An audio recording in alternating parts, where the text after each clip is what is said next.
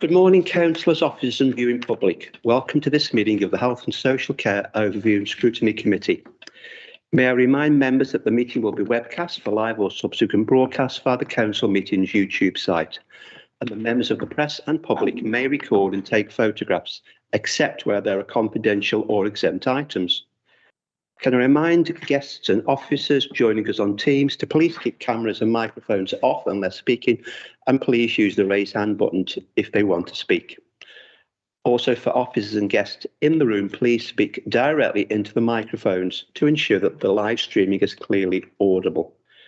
Apologies. Can we ask members and scrutiny officers if they have any apologies for the meeting? I've got an apology from Gareth Moore, a potential apology for lateness from Jane Jones and Julian Pritchard. Yeah.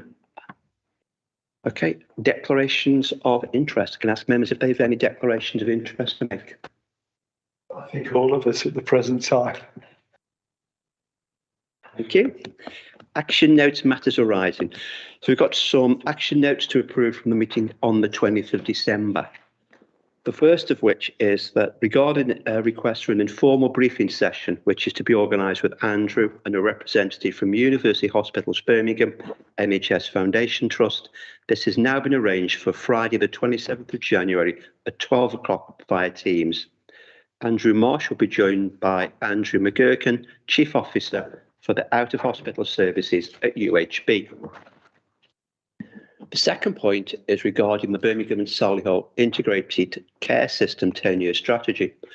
It was resolved that a note be provided on what the long COVID services are available in Birmingham, and we requested a notice provided on the membership of the ICS Partnership, ICS Board and Place Boards. This was circulated to members via email on the 12th of January. Can I ask members present to recall getting those? Yeah, that's great. Substance use, Birmingham Adults Treatment Services. There was a request to provide information on the association between people living in HMOs and exempt accommodation and in treatment for drug and alcohol abuse on a ward-by-ward basis. CGL were to provide this information regarding this and the training that had been given to housing providers. I understand from Gail that information is going to be available to us by the end of January. Can I ask Gail, has it actually turned up as yet? Yes, I'll chase it. If we could chase that up, that'd be appreciated. Thank you for that. The last point to bring up is on the adult social care performance monitoring. It was requested that information in regards to the adult social care precept would be obtained and circulated to members. And I understand that information was circulated to members on the 5th of January this year. That's the end of the notice points, which brings us on to the next item, which is the adult social care reforms. And we have two speakers, who's John Williams and Joan from the Operational and Community Services. John Williams and Andrew will address this one. Andrew Marsh. Okay, so we've got John Williams and Andrew Marsh going to be presenting on this. We've got 50 minutes allocated for the item, so I thought about 10 minutes or so for the presentation, which should give us 35 to 40 minutes for questions. So over to yourselves. Thank you. May I introduce my colleague Andrew Marsh, who's the Head of Service and Strategic Lead for our Hospital Discharge Operation and Partnership. Andrew's taken the lead really on the social care reforms and support on adult social care, getting ready for what was due to come in October 2023. The social care reforms have been delayed until 2025, but we felt it was important to come to Health Overview and Scrutiny Committee to then provide members an opportunity to do some Q&A on what the implications are and also what the reforms mean to our Birmingham citizens.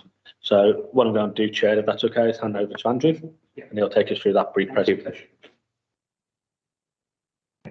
Thank you, John. I will just try to share my screen.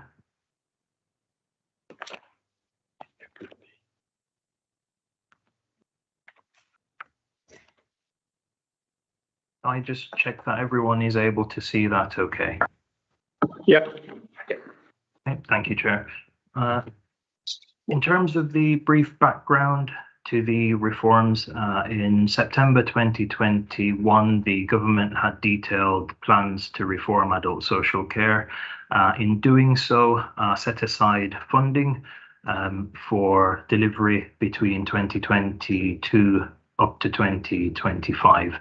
That was split in terms of 3.6 billion that was meant to be used to pay for the reforms. That included 1.4 billion to help local authorities move towards the fair care of costs, and a further 1.7 billion to be used to support the wider system reforms.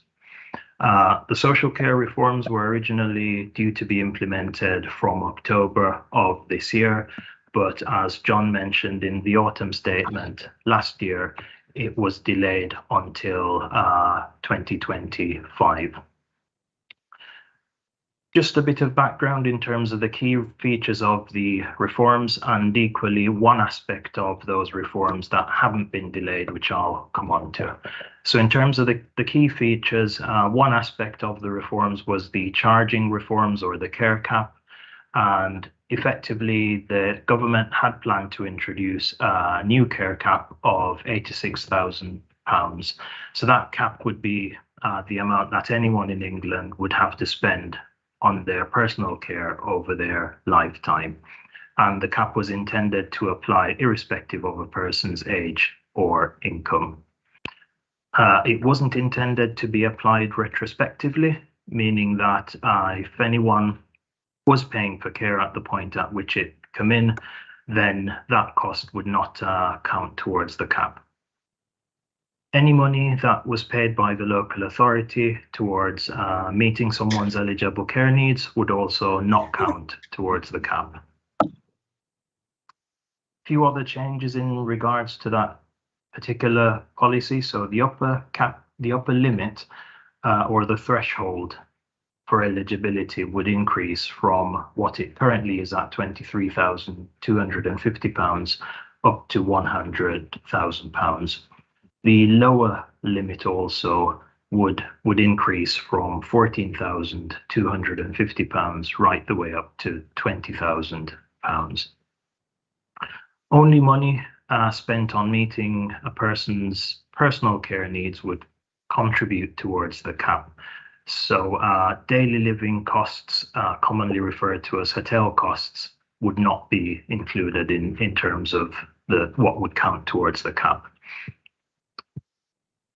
In terms of daily living levels, there were notional levels that were set at around £200 per week based on the 2021-22 prices. These changes have all been paused as per the Chancellor's autumn statement until 2025. So these changes will not be coming in now until a minimum of 2025. The other aspect of the reforms were the fair cost of care, and this aspect hasn't actually been paused. So the fair cost of care reform relates to the provision in the Care Act that allows self-funders to ask the local authority to arrange for their care in a care home in order that self-funders be able to benefit from the lower rates typically achieved by local authorities. So the provision is being enforced so that any self-funder is able to ask the local authority to provide or to commission their care effectively. Along with the changes, the government had made available £1.4 billion to local authorities to support the increases in rates in order to meet providers' fair cost of care, because currently providers do charge a top-up to self-funders to subsidise the cost of care.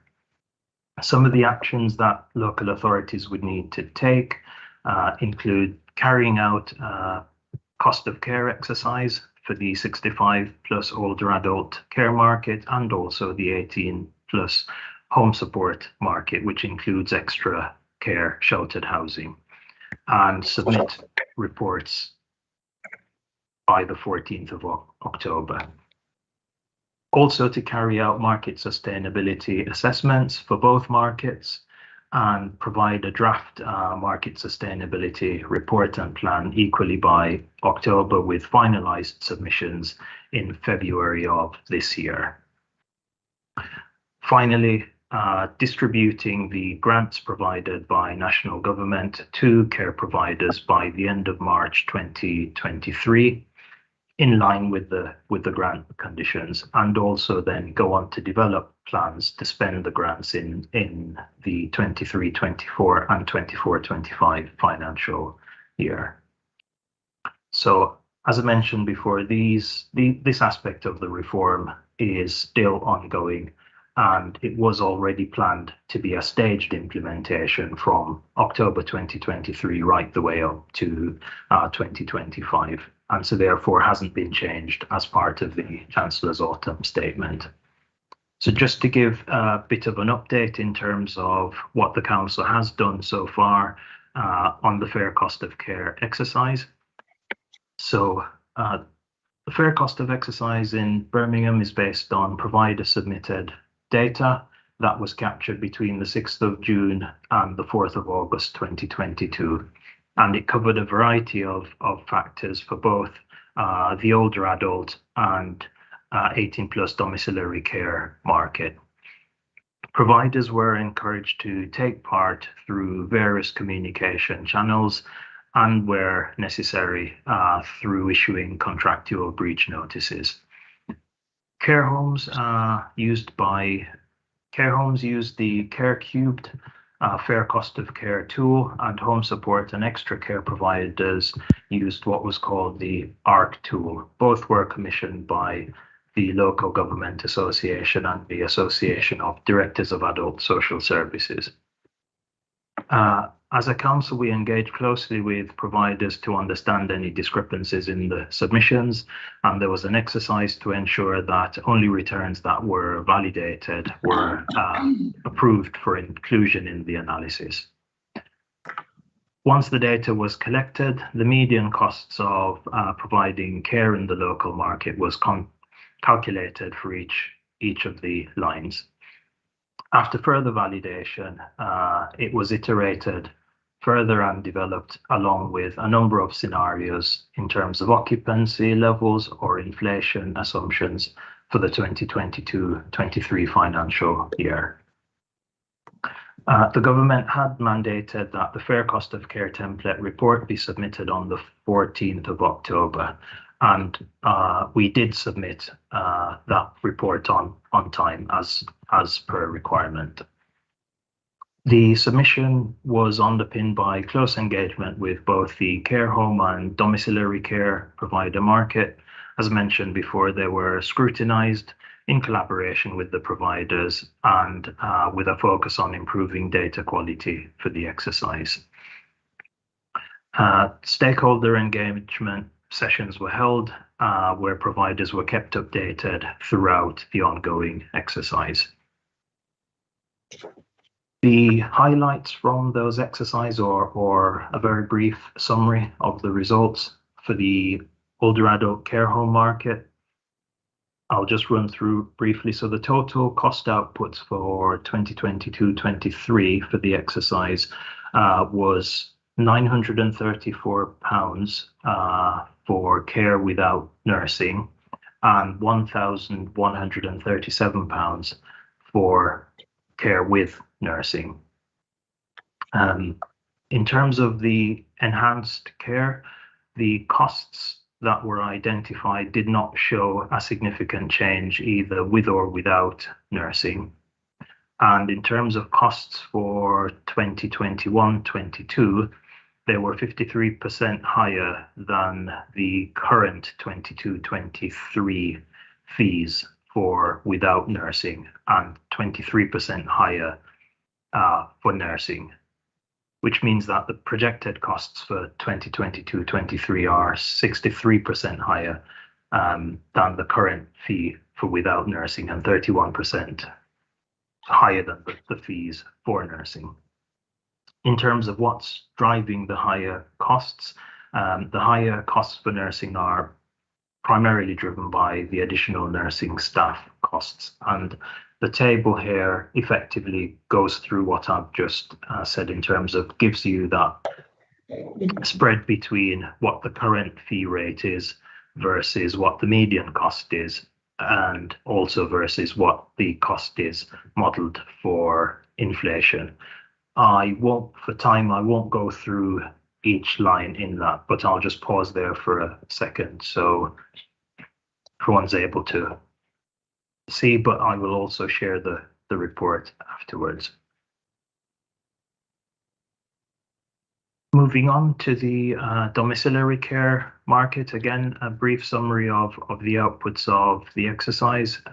The total cost outputs for 2022-23 are projected to be £20.95 for home support and £24.22 for extra care sheltered housing. In terms of cost differences, the costs for 2022-23 are 28% higher than the current 22-23 fee rate for home support, and for extra sheltered care it's 47% higher. Profit for the market, for the sector, is between 5 and 6% of total costs for all care types, and the reported travel time and national insurance costs for direct care for home support were significantly lower than the national benchmarks. Profit contributions per hour of care are higher, however, than those benchmarks.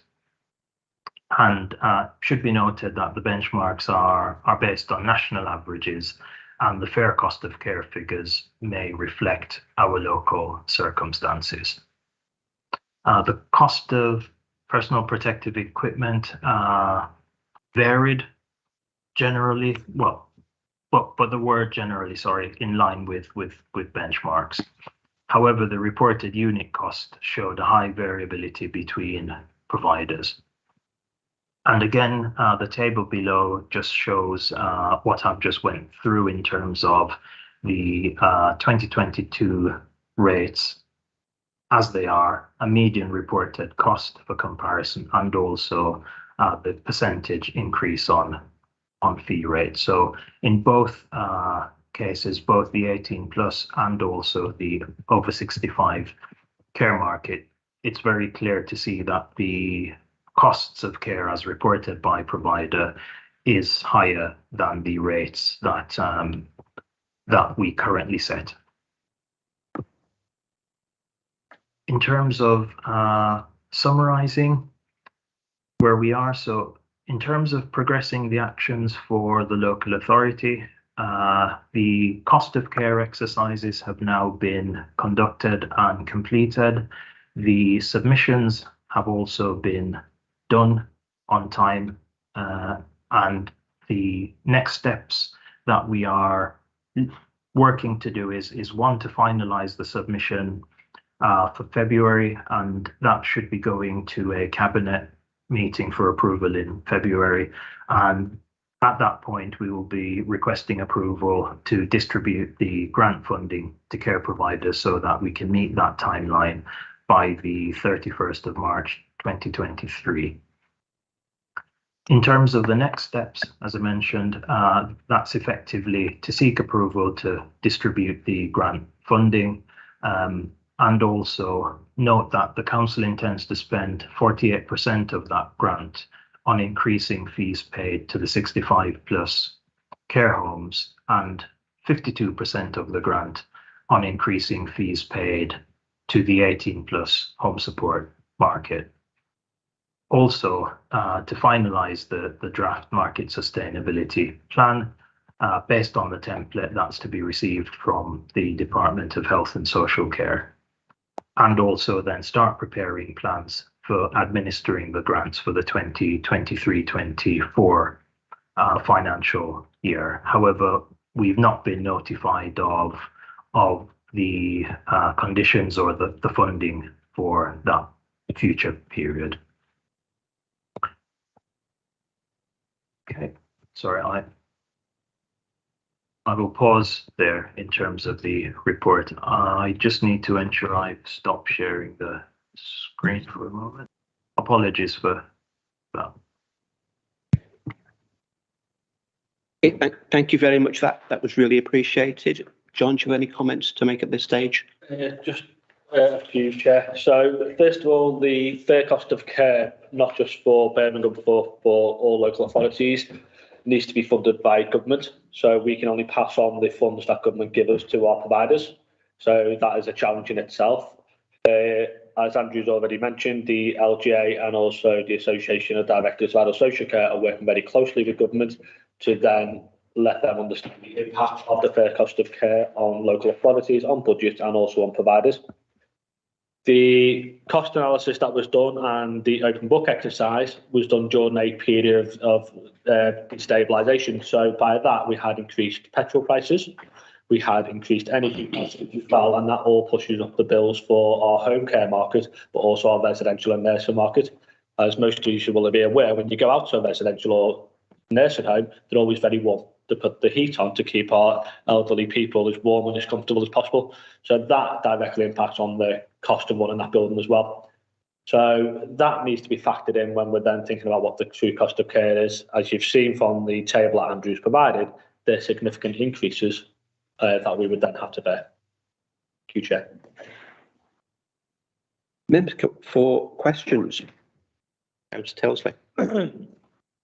There have been so many reports commissioned by government into elderly care that I think if you actually put the individual pages together, they would overflow this room.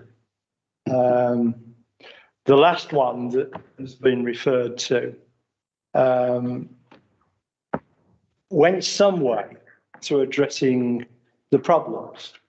But of course, the economy got shut 5 months ago. And so it was a convenient policy to kick down the road. And as we've heard today, now the earliest that we can expect for any implementation is going to be at least 2 years away.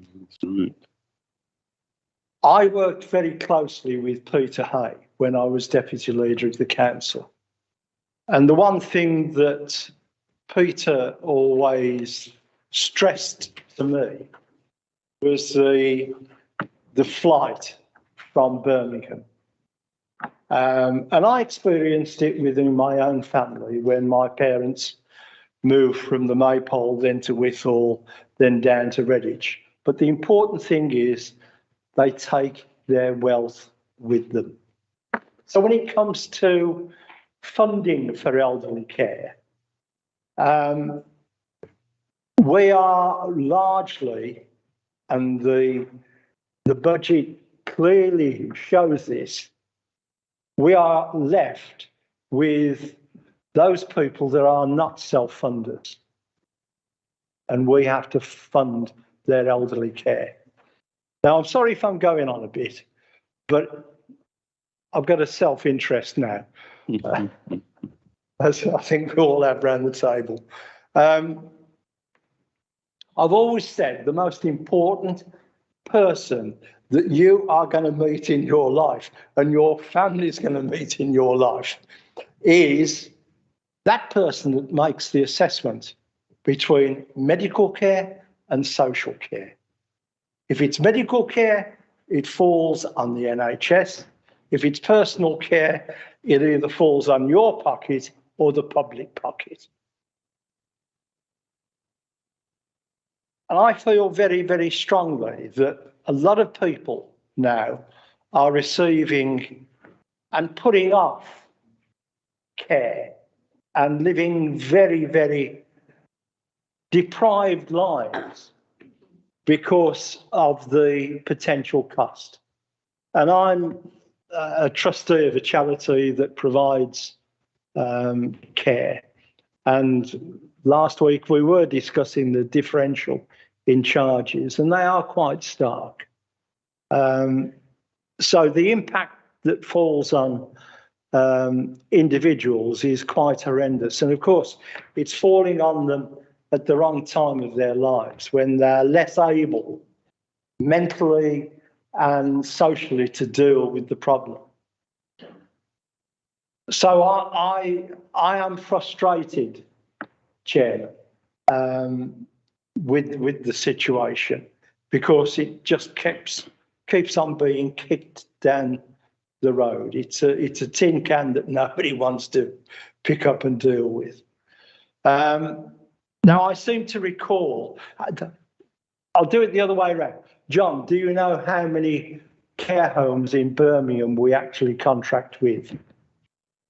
Yes, I've got the figure to hand, but it's, let me just check now, so it tells you why you're talking, and I'll pull the blanks in a moment. I seem to recall that it was round about the same number of schools that we started off with, round about the 400 mark. Have you got the figure to hand? Sorry, John, I haven't, but I am looking equally. I'm sorry. Wasn't a question. No, all right. I seem to recall it was circa round about the same number of schools that we started off before. They all got hived off into academies and goodness knows what. It was round about 400. And of course, CQC make inspections. There was one, and it wasn't a Birmingham one, it was one over in Wolverhampton that I read was closed down yesterday because of the lack of care following a CQC inspection. The other line of thought that I've got, John, is the current acute situation. And the poor old ambulance service comes in for an awful lot of criticism, which I think is totally, completely and utterly unfair on the ambulance service. Because we had a conversation 3 weeks ago, was it, colleagues, with UHB, and they were quoting at that time that there were 140 inappropriately occupied beds, e.g. bed blockers. So if you've got 140 people down in EU who require hospitalisation, there's nowhere for them to go. And they're all stuck in the ambulances who can't get out then to deal with people who need picking up and taking. So it becomes a vicious circle. And I am very frustrated because I think that part and parcel of the current industrial disputes are being caused by the total frustration, not only within the nursing profession and the PAMs, but also with the ambulance service who are trying to provide a service. So it really becomes a vicious circle and nobody's trying to break it. And the other problem, of course, is that as far as the care home staff were concerned, those that chose not to have inoculations against COVID were let go. And I think that figure was about 40,000 staff. So we really are in an impossible situation. And I'm not blaming you and I'm not blaming the presenter. I'm just stating where we are really. And if anybody can come up with any suggestions that can help us cut through this impasse, I'd be very grateful. But all I'm doing effectively is articulating, as I see it, some of the problems that we've got. And they ain't going to get any better because we've got an increasingly elderly population that need to be dealt with multiple ailments. So, you know, I've unburdened myself. I can't say that I feel any better for it because there's no solution to it, but at least I hope that I've articulated some of the issues that need to be dealt with nationally, regionally and locally. If I pick up a few points, Councillor Tilsley. So the work with our acute trust is really important, and as you talk about the ambulance delays outside and ambulances being queued in car parks, and we're all very acutely aware of that. Andrew and his teams, the hospital social work discharge team, work very closely with our health colleagues to then maximise the number of our citizens that we can help support leave hospital. Some of those will leave without needing any care and support. Others will leave needing just some advice and guidance. And then others go into short-term placements, so residential and or nursing care. And Andrew and his teams work very closely with our health colleagues to make sure that we put our support around them. That's supported via a number of system calls that take part daily. So there's a silver call, which is an operational call with our health colleagues, social care colleagues, that really starts thinking about patient level flow within the hospitals and is very much predicated on ambulance waiting times. That's then supported by a gold call, which then the Director of Adult Social Care, Graham Betts, and the Chief Executive of the Trust all sit on, and then they start talking about the strategic work that they need to do in that day. These calls are happening 7 days a week. So what we're looking at is a system approach across Birmingham to how we can support patients, citizens to leave hospital. The other key part is also avoiding hospital admissions. Yeah. So when people go to A&E that don't need to, where could they have gone? Could they have gone to a pharmacy? Could they have gone to a GP? Could they have come to social care? How do we then support and map that support around? A number of admissions are people that have had a fall or a trip within a residential or nursing home. How can we then work with our colleagues within those settings to make sure that people are safe, but also minimising risk as well? So as a system, we come together and we put a lot of work, a lot of energy to then support. So Birmingham does extremely well in supporting our citizens to leave hospital. And we're talking hundreds of people a day that are on a different pathway, whether that be a go home without care or go into a residential or nursing bed on a temporary basis, while we then think about your long-term needs. The other key part, which is then around funding. So you mentioned before about health funding and social care funding and the contributions between them. There is a number of different health funding, and Joanne here is working very closely with our health colleagues in the ICB around different parts of that where we joint fund packages. But to get to the health level of funding, other than nursing part, it's a significantly high threshold under continuing healthcare. So most people that we will see and work with will start off with social care and then potentially move into healthcare funding later on in their life, as they unfortunately then become more frail or more ill or decline in their physical and mental health. So when we look at the system approach, when we think about our citizens, when we think about how we design services, it is very much in mind of how we actually minimise the impact on people's lives. And you are right, there are a number of people that look and go, I can't afford to contribute towards my care, and therefore I'm not going to ask for help. There are others that actually do not want the intrusion of others coming into their home, and we work with them, and they're the people we probably work with in a lot more of a long-term view to try and encourage them to take care and to accept care and really build that trust up. So for me, when we start thinking about the relationship between social work and citizens, it's building that trust, demonstrating how we can do aids and adaptations, even just simple things like grab rails or dependence alarms that then make sure that someone's safe. They might not want to leave their home, but we can make them as safe as they can within it. So it's really trying to think about what it is that we can do to maintain someone's independence, but also people do better at home. Yeah. So how do we keep people at home as long as possible with care and support, or with their network and looking at family members that can help and support as well? But what we're starting to see more of is people needing care, looking after people needing care. So elderly couples or multi-generational families with people with disabilities, then looking after their elderly parents and grandparents. And that's where my social work teams are really working with individuals and citizens and families and networks to try and make a difference.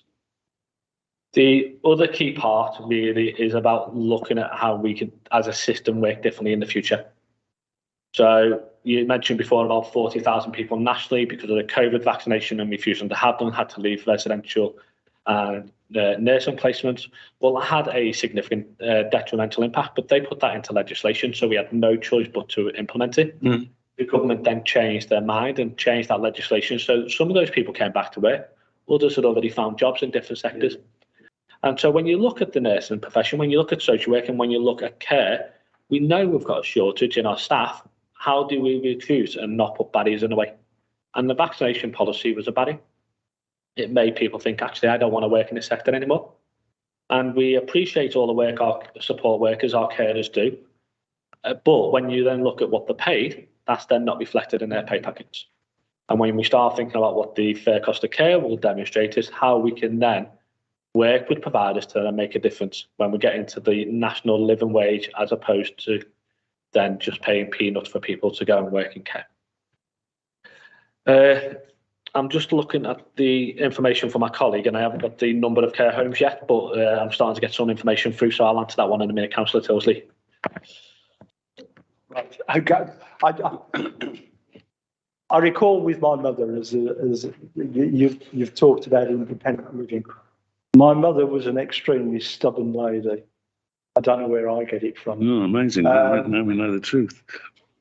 If she didn't like a carer, she'd put the chain on the door and lock the door. So I inevitably ended up with a telephone call that we can't get in. As she lived down the other side of Redditch, it was a bit of a problem. In part, I overcame it by dismantling the chain. My brother said I could never do it, but I managed to, as it was strengthened. But these are the kind of problems that we are dealing with as a community. I appreciate all the work that is being done to try and create a pathway from hospital care, from acute care, into either domiciliary or nursing home or support. And I was a non-exec with BCHC for a number of years, and Moseley Hall and Westheath were an integral part of that process of moving people through the system. But I'm sure Graham has got one of the worst jobs in trying to negotiate with UHB on a daily basis and finding either beds or support for individuals exiting hospital. And I think for a system point of view, the number of beds we've got is not necessarily always the issue. It's having the right beds. So when we think about where someone can leave hospital, it's making sure that they go to the right placement for them. Otherwise, what you find is they'll go to a home, it's not the right placement. They just return back to hospital. Right, so yeah. I was at one of our residential homes over Christmas period. 2 ambulances sat outside because a person that was then going into that home refused to get off the ambulance. The only thing that they wanted was to go back to hospital. And it took that ambulance crew best part of 3 hours for that person to leave the ambulance. So when we start getting into this, the sensitivities around working with our citizens and really getting it, building that trust and letting them see the value of where they're going, leaving hospital, where they may be a number of weeks, a number of months, and they're then worried, scared about where they go next, is really getting into sort of those conversations that our social workers and nurses will have. My colleague Andrew's just put his hand up and he's closer to the operational details, so it's okay, Chair, I'll bring him in. Thank you, John. Thank you, Chair. Just to add to that point in terms of the discussions with colleagues at University Hospital Birmingham and indeed Birmingham Community Hospital as well. I think as a system, we have moved quite a long way in terms of how we look to support citizens leaving hospital. So we do actually now have a jointly commissioned, what we call Pathway to bed stock. Some of it's within BCHC and some of it's within private commissioned care.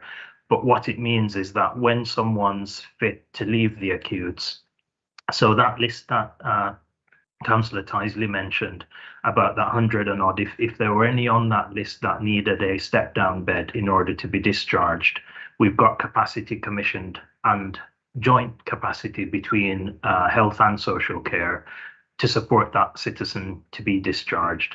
Equally, we also have what's called the Early Intervention Community Team. That's a jointly commissioned service, again, that supports citizens who can go home, but they need a degree of support and further rehab or an assessment. That service is there to support them to be discharged home and not to block a bed in the acutes anymore. So I think the position that we're in at the moment is much better than it was some years ago, when actually as a system we didn't have those services set up, and we had to actually look to individually commission individual care packages for citizens, which could on occasion take up to 2 weeks to go through that process. I just wanted to share that as an update. Thank you. Thanks, Andrew. Councillor Tilsley, you asked about the number of care homes. So in total, it's 236. Those that are eligible under the fair cost of care part is 130, because they are then providing care to 65 plus. And that was the figure I wasn't quite sure on. It was the eligibility figure.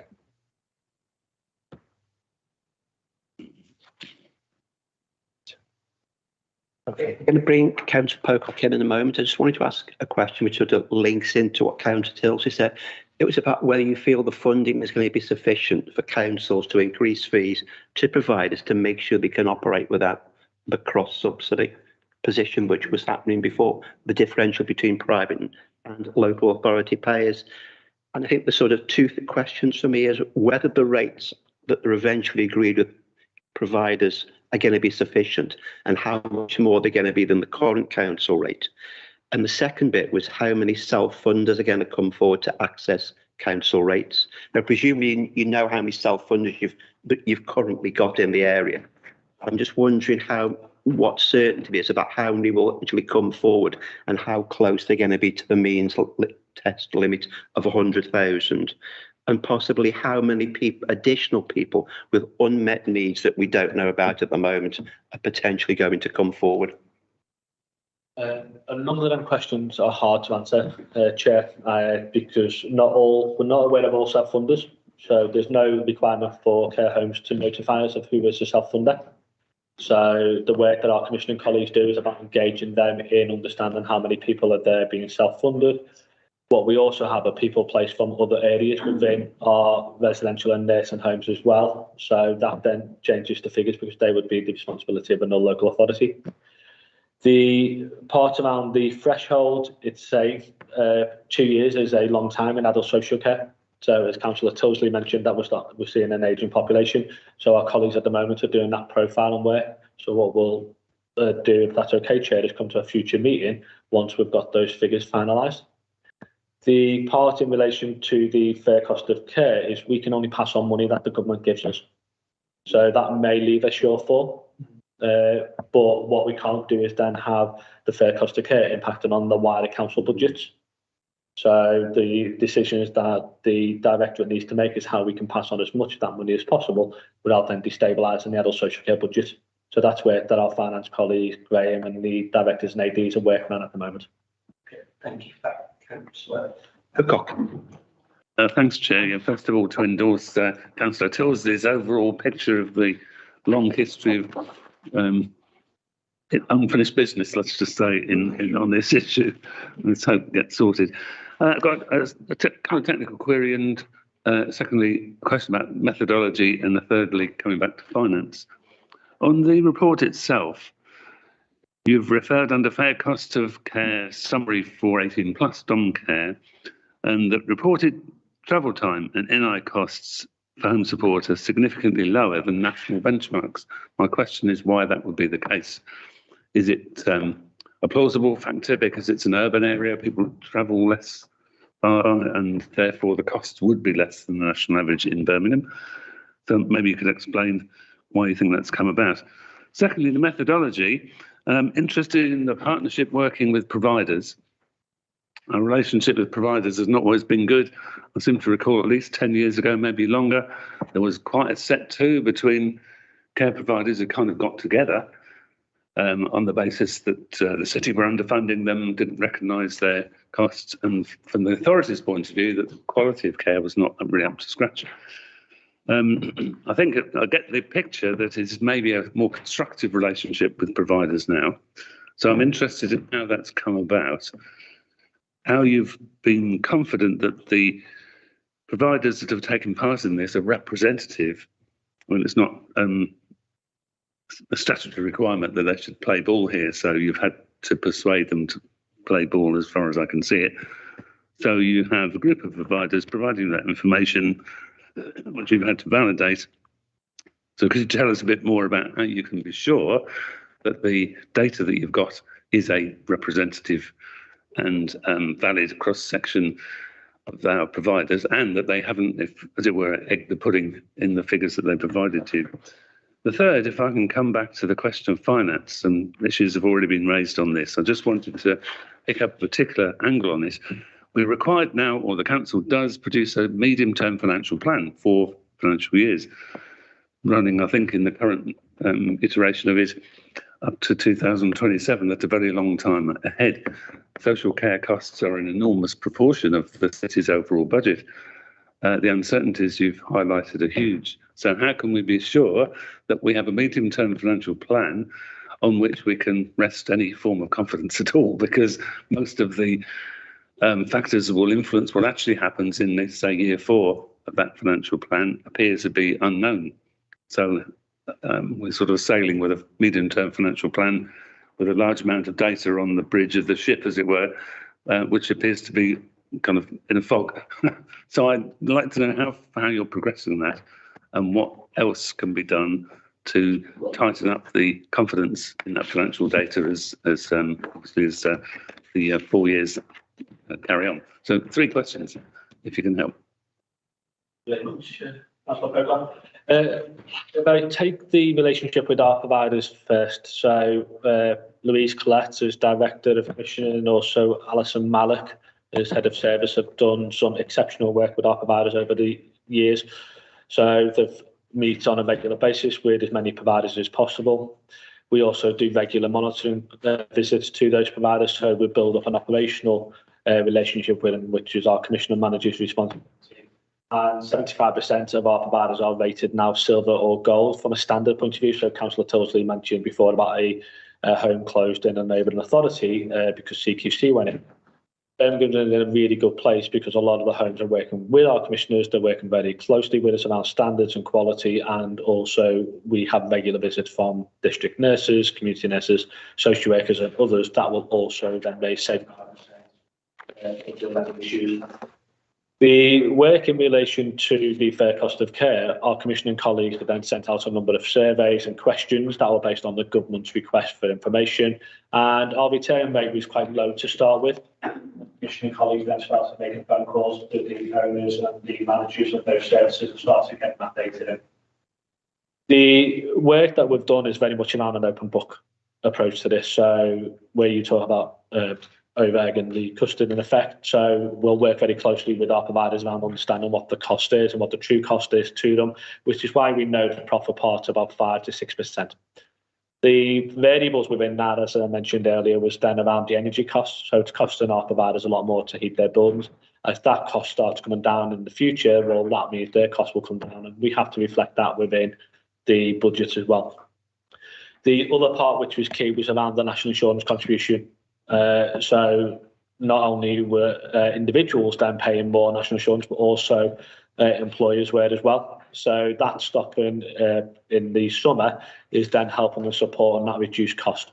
So there's significant variables and also data that goes into how we came up with those figures, how they then benchmark against other local authorities, and also then how it benchmarks against other core cities as well.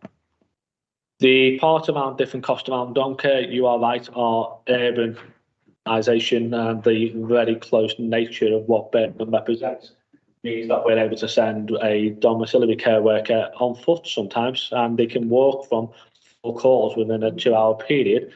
Whereas if you go to somewhere like Shropshire, you may do 2 calls in the same 4 hours. So what you start getting is the benefit of that urbanisation and how that benefits our dom care market. We have a very robust dom care market, whereas my colleagues in the more rural areas do not. And that's where they have significant risk. So what Alison and her team will do is work very closely with our providers around the impact. When we get into, for example, a poor winter, like where we have frost and snow, we'll then start looking at mutual aid as well. And we can do that because we've got a very good relationship with both our care homes and our domiciliary providers. And also we know our citizens that we're providing care to. So it's working with individuals, working with organisations, and really thinking about how we can then maximise the support we provide and minimise the risk of failure. The other part which you mentioned around the medium to long-term financial planning, a key component, and a lot of the chief execs and directors are taking this approach, is we can only pass on what government passes to us. So government will fund the fair cost of care, or they'll part fund it, and we can pass that money on to our providers. So when we think about what we know our inflationary rises and what that will look like, fair cost of care then becomes a new burden. How does that then get funded? How does that then get bolted on, added to the financial profiling? So the 151 officer and our accountants within our social care are profiling the future financial risk of this and letting us understand what that will mean. That in turn, so the LGA and also ADAS are then working with the government around understanding the impact on local authorities around the new financial burdens that fair cost of care will bring in. And when we look at this being implemented in 2025, that gets us into a new parliament, that gets us into new political territory potentially. And as Councillor Tulsi mentioned before, it's been kicked down the can's been kicked down the road a number of times over the last 2 decades of my career that I know of. And I remember Dilnoff first writing his report around this. Yep. So we're probably closer to implementing this than what we've ever been, but we're still a good 2 years away at the moment. And that will all inform how we then look at that financial profiling. Thanks, Joe. I think on the finance for the long term, it might be useful in the summer maybe to take stock once we've had the latest batch of announcements, just to keep a watch on how that financial position emerges, because there is a risk that we'll be squeezed by law to do stuff that is not funded centrally. So that would create a big problem. With picking it up in the next municipal year. Very good idea, Councillor Pocock. Can I just ask one subsidiary question based on what Councillor Pocock said? What do you think the potential is? Because my understanding about the fair cost of care was to remove the cross-subsidy issue. What do you think the potential is without sufficient funding, that with the risk that councils will continue to pay fee, that render providers financially unstable, which means they will have to start to rely on top-up payments for extra services, and we'll be back in the situation which we currently are in now? I'm not asking you to give a definitive answer. I'm just wondering if that's a potential. There is potential there, and there is risk there. And I think when you look at the wage increases, when we look at the heating and the utilities increases, they are all variables. Our commissioning colleagues work very closely with them. As Andrew mentioned within the report, there's a report going to Cabinet around those fees shortly. So that all takes into account what the next 12 months, 2 years, 3 years we'll start thinking about. But there is a risk. We've seen that with Southern Cross a number of years ago. That was then owned by a lot of portfolio holders that all started removing their money, and all of a sudden that care provider then starts going out of business because they can't afford to then run the homes. So it is very much around us working with our care home providers. It's understanding the risk, it's understanding what their financial liability is, and working very closely with them. And it's also starting to think about the markets as well. What do we need going forwards? What does that market look like? And that's the work that our market positioning statement considers, and also the JSNOs that are then developed by public health colleagues. What does our aging profile look like for us, and where do we then need to think about? Do we need more dementia homes? Do we need more physically frail homes? How does that look, and what does a city-wide approach look like? So your question's a hard one to answer, Councillor Brown, but it is one that our commission colleagues are working very hard. Yes, thank you for that. Do you have any more questions, or a brief question? No? Okay, can I thank you for the question, members? And John and Andrew, can I thank you for the presentation? It's been really valuable. So thank you for that. Thank you. Which brings on now to item 6, which is approved mental health presentation.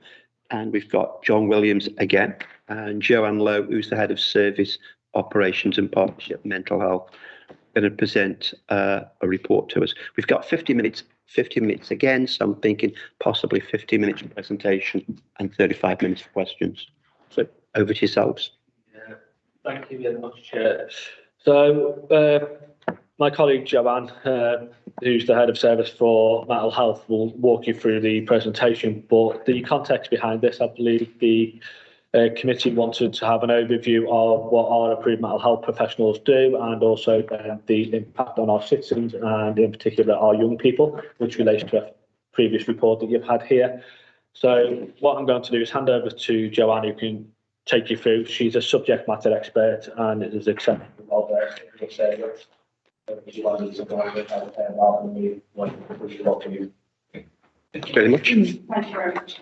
So I was asked to have a look at the role of the approved mental health professional, also known as AMPs. So these are certain professionals who are legally entitled to make decisions and applications under the Mental Health Act to detain people in hospital. I was asked to detail the number of Mental Health Act assessments Birmingham City Council is undertaking on a monthly basis. I was also asked to look at the average time from the request for a Mental Health Act assessment to the completion, and also to give you details split between under 18s and over 18s. And I've provided information over a 3-year period, which I will cover for you. I don't have any recommendations to make as a result of this report. It's purely a factual report, and obviously I will take questions. So just to outline who we are referring to, the role of the approved mental health professional, or AMP, in England was created in 2007 when the Mental Health Act 1983 was reformed. Prior to that, we were known as approved social workers. The main changes when the law changed were that it enabled other professionals to undertake training, and it was around encouraging other professionals to become AMPs as well. It hasn't really had the desired effect. There's probably about 2% of non-social work professionals, including occupational therapists and psychologists and nurses, mental health nurses, that are actually taking up the training. So you can see it's overwhelmingly social workers that are AMPs. Just to provide you with some context around the AMPs, the issues that we are facing at the moment before I go into what we do. There are 93,000 registered social workers in England. Only 3,200 of those are AMPs. So we are very, very low on numbers, and our average age for AMPs across the UK is around about 55. So people tend to be older when they come into the profession. It takes a long time to train to become an approved mental health professional as well. As I say, it's overwhelmingly social workers that undertake that role, and we do have some issues with recruitment at the moment. Our role, I'm an approved mental health professional myself, is coordinating the assessment of individuals who are considered in need of a Mental Health Act assessment, or we determine may need to be detained in hospital against their will for a period of time, generally between up to 28 days and up to 6 months. So the reasons why we are able to undertake this role was around the over-medicalisation, the medical model around mental health prior to this. So the role of the social worker is to provide that balance. And it's actually the social worker that makes the application. So a doctor will make a recommendation, 2 doctors will make a recommendation that they believe somebody meets the criteria for detention. But it's actually the social worker, the AMP, primarily, that will make that decision themselves. And it is up to them to make that decision, and they are personally liable. It's not the local authority, it's the individual who is liable for making that decision. And obviously with that liability comes accountability. So it's you that is liable and accountable for that decision making. If anything happens as a result of that, and many of us will have ended up in Coroner's Court defending our decision making, or not making a certain decision that people felt we should have made, it is up to us, and we have legal indemnity provided through the local authority for that. So we would rely on 2 medical recommendations from doctors to determine that somebody met the criteria. More colloquially, you might know people being referred to as sectioned or sectioning rather than Mental Health Act assessments. As I say, the role remains with the mental health professional, not with the doctor. That does bring us into conflict sometimes with medical professionals. not just doctors, nurses, sometimes police and other people who feel we should be making decisions, and family members as well. But it is ultimately the AMP that would make that decision about that detention. So our role is not just around making decisions, we're also responsible for organising, coordinating those assessments, contributing to them, taking our time to consider information that's provided to us and looking at alternatives to detention. And also when not to make a detention and what we do with that patient as an alternative to hospital admission. So in order to qualify for detention under the Mental Health Act, we can't bring anybody in that we feel needs an assessment. They have to have a mental illness of a nature or degree which would warrant detention in hospital. And that is based at the moment on the grounds of their health, safety and the risks they present to themselves or others and property as well. That will be changing with the reforms to the Mental Health Act. Those reforms have just been agreed and there will be more of an emphasis on the person harming themselves or others in terms of risk. The reforms of the Mental Health Act are really designed to reduce the number of people that we are bringing into hospital because it's quite considerable at the moment. So our role is arranging for the assessment, as I say, with 2 doctors, occasionally 1 doctor in exceptional circumstances. And those doctors have to also undergo training, whereas we undertake 2 years of training to become a mental health professional. The doctors undertake a half a day's training to become a Section 12 approved doctor. So a GP can be a Section 12 approved doctor. They're not just psychiatrists. So you can see that there's a bit of an imbalance there. But obviously they are medical professionals and they are there to make those decisions as well. We do make efforts, and it is enshrined within the Mental Health Act legislation, that we should look for alternatives to detention. And we do work closely with our partners, home treatment teams and others in the sector, private, voluntary, to look for alternatives to detention.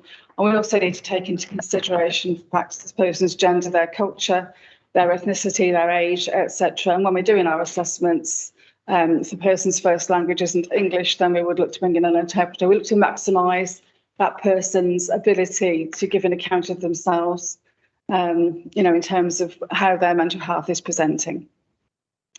In terms of how things work within Birmingham, I'm responsible for providing our approved mental health professional function.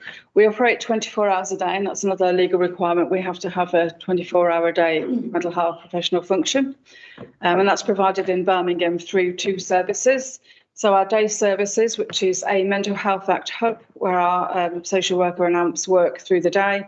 And then we also have an out-of-hours service, less well resourced, but that covers weekends, evenings, bank holidays. Our AMPs within Birmingham have a dual role. It varies across the country, but our social workers are both social workers and approved mental health professionals. So they spend about 50% of their time undertaking mental health assessments primarily, and the other percentage of their time they will be working with citizens. So there is some continuity there of care. When you go into hospital, you still have that same link with supporting you out of hospital. We currently have 62 approved mental health professionals. 28 of these are not directly employed by Birmingham City Council. Only the local authority can approve and authorise approved mental health professionals to work for them. So a number of our staff who are AMPs actually work for the NHS. The NHS cannot approve them, so they cannot work as AMPs unless the local authority takes responsibility for their approval. And with that comes other regulations around their training and making sure that they're fit to practice. So we are responsible for them on a number of levels, and we have varying degrees of support from those staff that are not directly working for us in terms of the contributions that they make to our AMP service. So we have an average of about 10 AMPs on every day during the day, so between 9:15 and 5:15, and an average between 2 and 3 at night, and we try to operate between 5 and 6 at the weekends. And currently in Birmingham, all of our AMPs are adult social work background, and a couple of nurse AMPs within the trust. And we've just approved one occupational therapist AMP. I approved her yesterday, and she works for Forward Thinking Birmingham, which is the CAMHS mental health provision. We have no social workers within Birmingham Children's Trust or AMPs. We did have one, but she left a couple of years ago. So that's I'm working on trying to encourage the Children's Trust. Because obviously I'm going to come on to part of this report around children, you need AMPs that in order to give the best possible outcome for that particular citizen based on their needs. I provided the data here, a bit dry, but I've given you 3 years worth of data. I provided the under 18 age, that tends to be more around under 17. 17 is a bit of a cut-off point within Mental Health Act in terms of detentions, you know, what we consider a child and what we would consider an adult. But legally it is under 18s and over 18s. I'll let you just have a look at that. So first columns you'll see here is between April and up to March 2020. So just prior to and leading into the pandemic. So you'll see it varies month to month, considerably less in terms of children and adults, considerably more on a month-to-month basis. We do over 300 mental health act assessments per month. And you'll see the time frame in which we complete those mental health act assessments. We complete the majority of them within a 24-hour period. Our averages for our mental health act assessments have not changed in the last sort of 5-6 years, really. We do just over 4,000 mental health act assessments a year within Birmingham. That is considerably higher than any other local authority anywhere in the country. Do you regularly link with other local authorities? We probably do twice as many. Just to give you a comparison with children, so we do probably 4,000 mental health act assessments in total on average, and about 156 of those. So it's probably about 1 or 2 a week will be under 18s, which is still quite significant. And just for comparison there, I'll see it went up slightly during the pandemic for younger people. Well, percentage-wise, quite significantly, but it overall stayed the same throughout the pandemic for adults, although it felt a lot more at the time because we had fewer AMPs working. And again, it's remained consistent in terms of the figures there. The figures don't always tell the story, as with all statistics, and the fact that we completed mental health act assessments within a 24-hour period, it doesn't tell the story at all. The assessment being completed does not mean that that person has been admitted to hospital. It means that they've been assessed, and it means that they've been assessed by 2 doctors and an approved mental health professional. We then may wait up to 2 months, and I'm not saying that lightly. We have waited up to 2 months from November into December to bring in an older adult recently into hospital. We have 14 days between the date that the doctors see the patient and the AMP in order to make that application. We tend to complete that process within a 24-hour period, so we'll get out there and we'll see them. But we are very much dependent on the availability of beds in order to bring people into hospital. And we may go out and repeat and see them. And as I say, the record so far is seeing the same person 4 times. So that 14-day detention period has ended. We've had to go back out again. We've reassessed. We've had to go back out again 4 times to reassess this person before we finally were able to secure a bed for them. That also is more prevalent within younger adults as well, and with children particularly. They are waiting far longer for beds, and sometimes they're inappropriately placed in general hospitals while we are waiting for beds to become available for them. And they can wait months. Sometimes we may have to look at alternative detentions for them, so using deprivation of liberty safeguards, going to the Court of Protection. So we've got a legal framework over supporting that young person before we can get them into a suitable hospital bed. In terms of what we do at the moment, we average around 11 mental health act assessments per day on a 12-month basis. And as I said, it's about 2 a week or so for children. NHS England has sole responsibility for the allocation of beds for the under-17s, and they're called Tier 4 beds. This is a national bed management partnership. So an application has to be filled in, details, we have to do the assessment first, and then we might wait several weeks for a suitable bed to become available for our young children and younger people. Those beds are not necessarily in Birmingham. If I was thinking Birmingham, the Children's Trust, sorry, not the Children's Trust, Birmingham Women's and Children's Trust, they don't actually have their own beds. So they commission privately through the Priory, and most children will end up out of the area significantly. We frequently going up to Darlington, down to Middlesbrough, up to Middlesbrough, down to Kent, Maidstone, Bristol. Just depends on where those are. And our AMPs, if they detain somebody in Birmingham under the Mental Health Act, then that young person or adult is moved to another area of the country, we are still responsible for that patient, and we have to follow that patient. If they then need another Mental Health Act assessment after the 28 days has expired, we are then responsible for going out and doing that detention. Sometimes that might involve an overnight stay. So it's significant on us, but more so on those young people.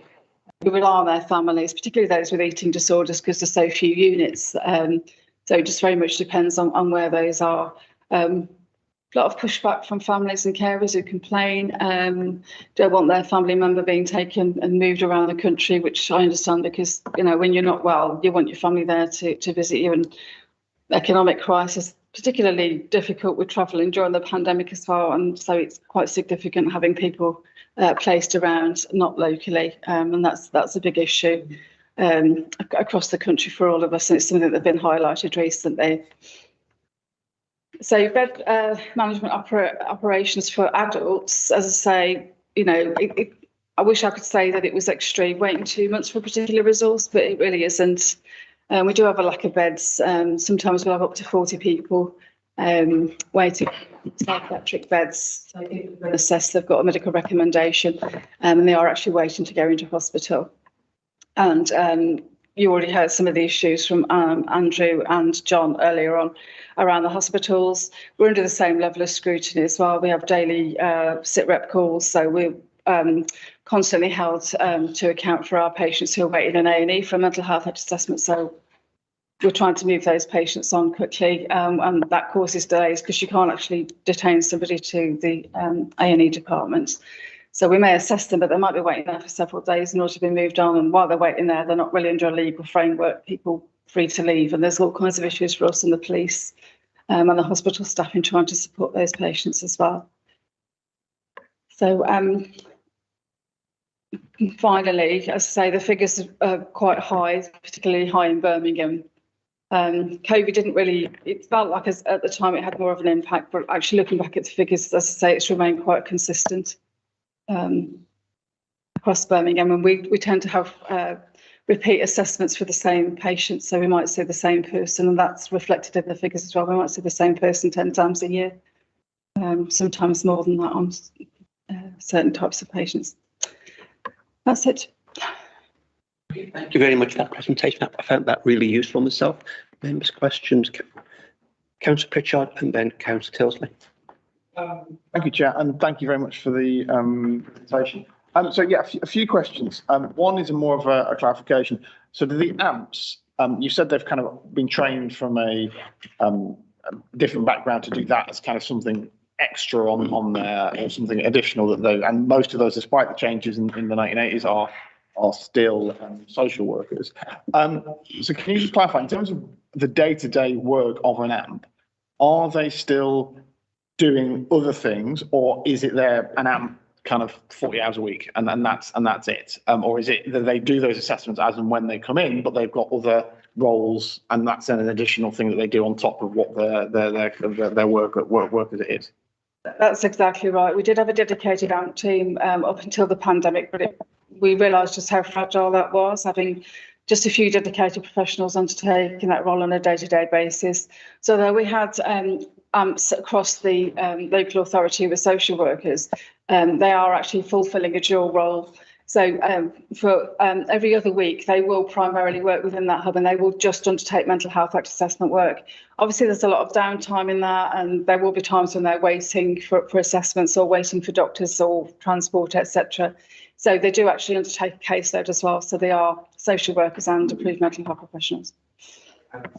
So my other questions were, you mentioned the over 18, under 18 being the kind of barrier or the change.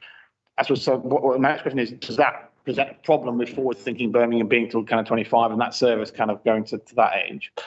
Next question is, you said that there's nobody currently in Birmingham from a children's social worker background who are AMPs.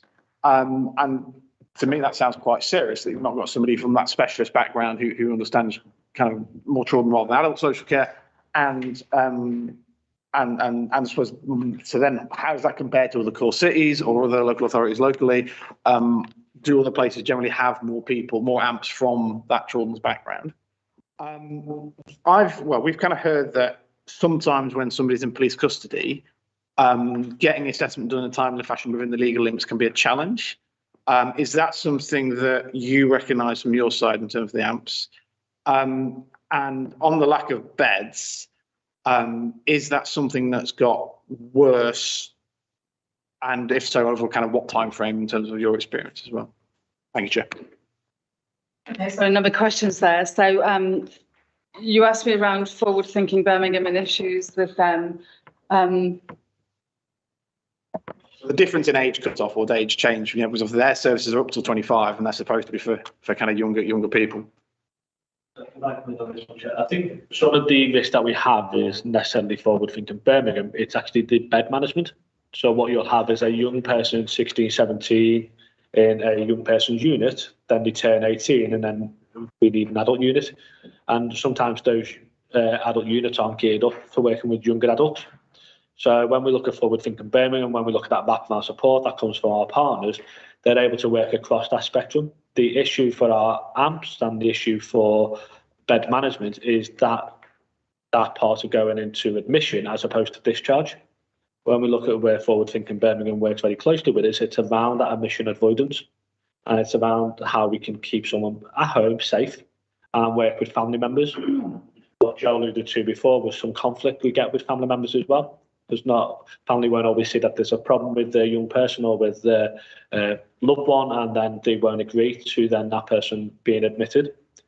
So when we start thinking about this, it's very individualistic. I don't think there's ever any two cases that are the same in any way, and our AMPs are having to then deal with very contentious situations in the heat of the moment. It's very much around that crisis work.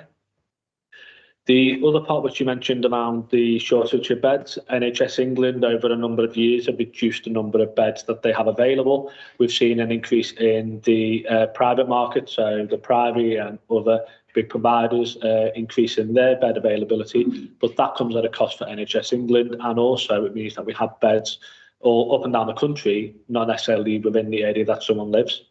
The other part is around the specialist nature of those beds. So Joe mentioned before around eating disorders. There's only a handful of places that will be able to buy a bed for someone with eating disorders who's got that problem. So you could wait several months to be able to get into one of those services. But during that time, you'll have multiple visits from a social worker, from your GP, from a psychiatrist, and then potentially from an AMP. Not everyone goes in formally either. Some people go in informally because they recognise that they've got an issue. So our AMPs wouldn't then necessarily work with that individual, but we may work on their discharge planning. So it's a very complex situation when we're working with an individual. So you mentioned the lack of AMPs within the Children's Trust. Yeah. We can't actually require them to undertake the training on a voluntary basis. Our AMPs are trained and they are skilled in working with people from all ages, because there's no age limit to the Mental Health Act. And we do work closely as social workers within Forward Thinking Birmingham as well.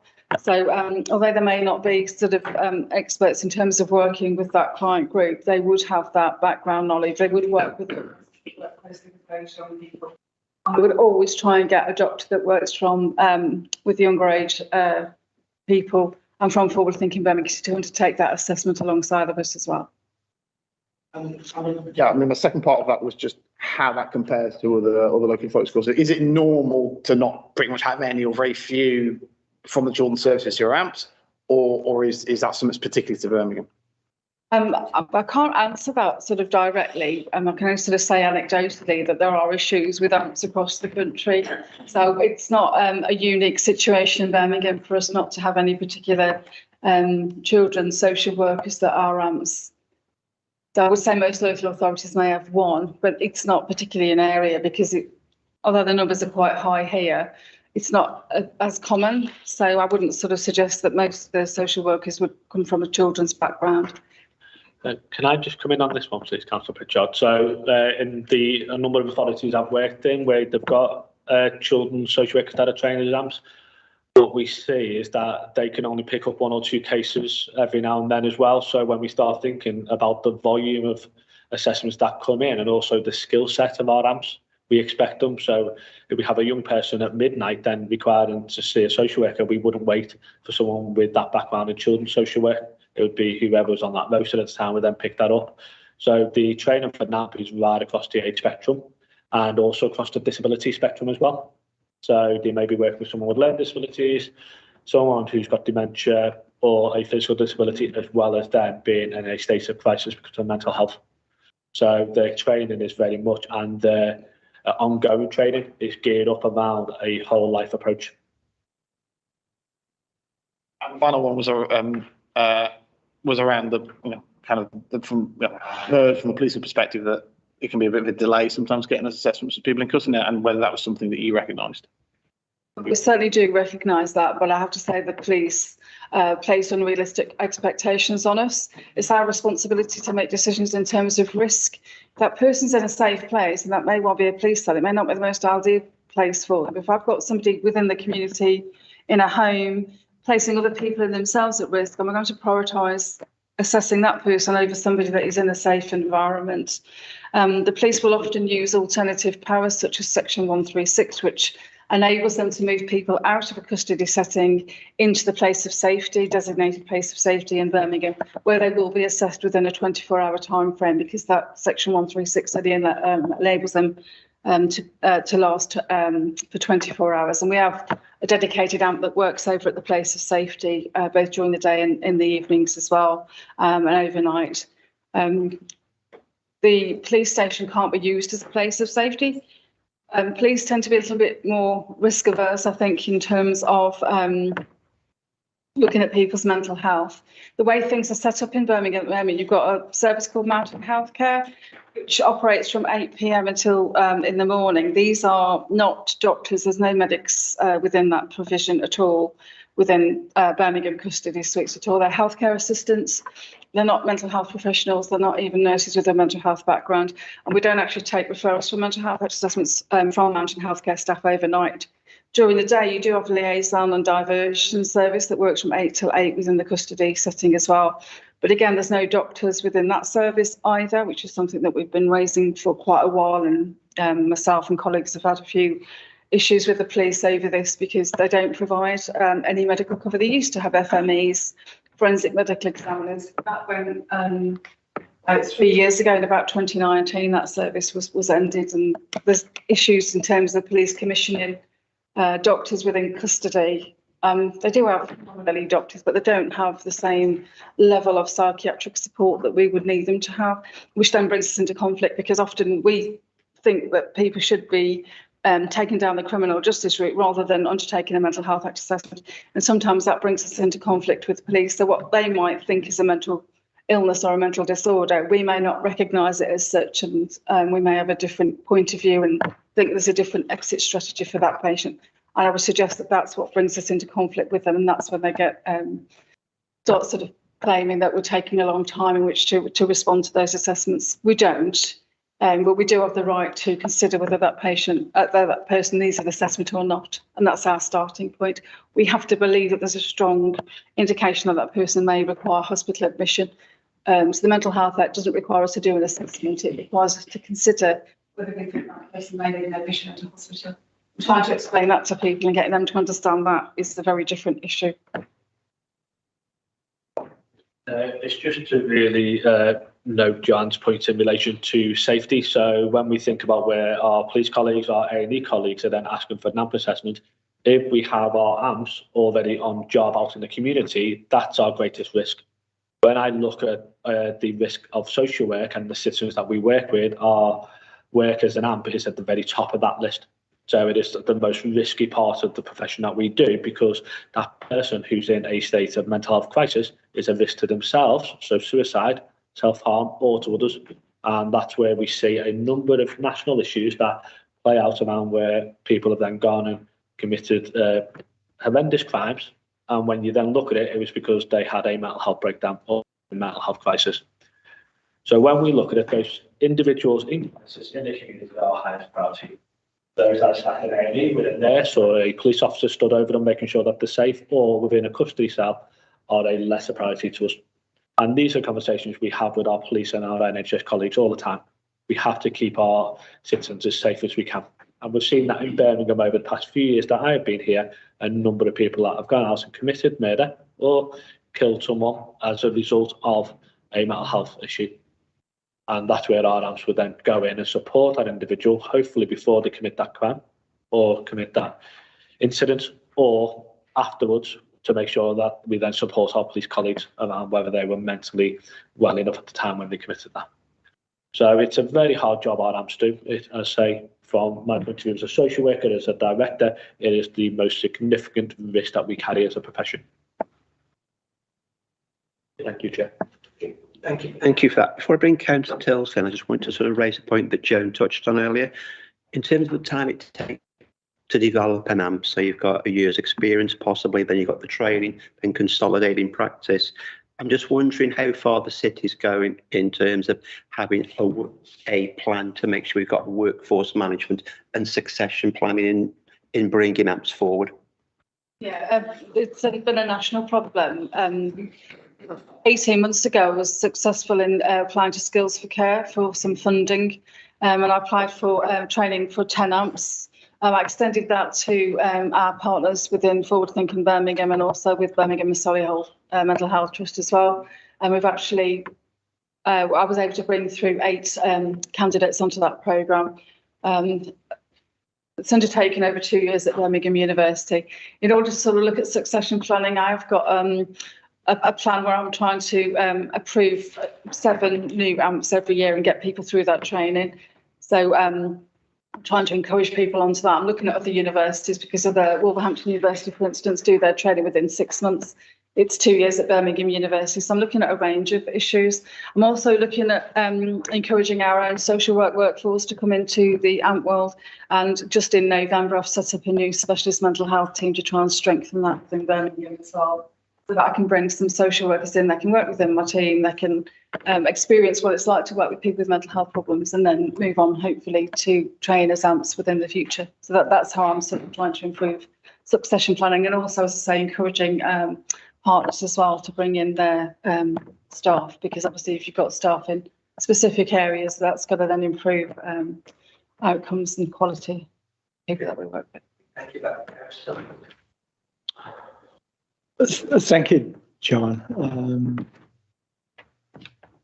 A number of years ago, I did the GP training because the trust that I was on was responsible for Monihull, and we had places of safety there, obviously.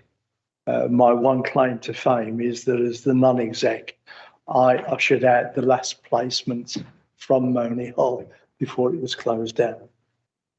But talking about placements, unfortunately, I am of an age where I can recall that we had more than enough placements within Birmingham. And I can think of Newbury, and I can think of Northfield and Monihull.